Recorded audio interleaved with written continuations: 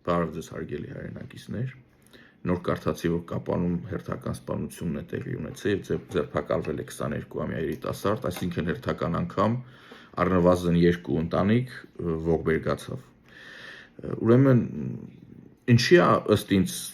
սպանությունները այսքան շատ, որովհետեւ մեր քրեական օրենսգիրքը շատ թույլ է։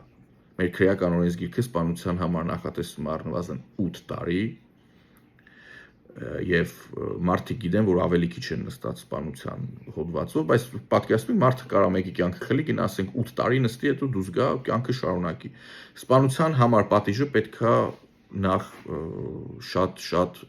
խստացվի։ Մարդը մարդ սպանեց, ապացուցվեց գոնե մինիմում 15-ից 20 տարի, պետքա լինի այսպես իմ կարծիքով 15-ից 20 տարի մինչև ցմահ։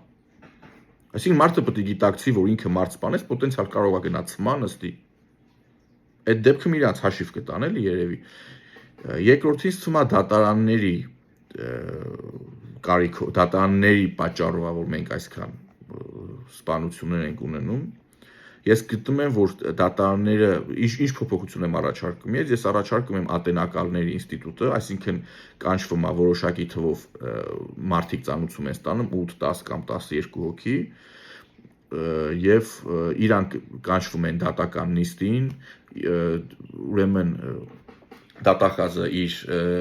փաստերն է ներկայացնում, գնում են խորհրդակցության, գալիս են որոշում են այս մարդիկ տվյալ մարդը մեղավոր է, մեղավոր չի, հետո նոր տալիս են դատավորին, դատավորը որոշում կայացնելու։ Սա մեկ։ Երկրորդն էլ ինձ թվում է պետքա լինի առնվազն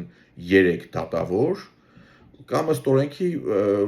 վճիռը լինի կամ 3 դատավորն էլ գտնեն, որ տվյալ մարդը մեղավոր է, կամ 3-ից առնվազն 2-ը, եթե գտնում է մեղավոր է, այդ մարդը մեղավոր է։ Այսինքն ինչ որ բան պետքա փոխվի, մենք ինչ որ փոփոխությունների կարիք ունենք, սա ուղղակի երկու կետ էր, որ մտքիս եկավ ասեցի, բայց խնդրում եմ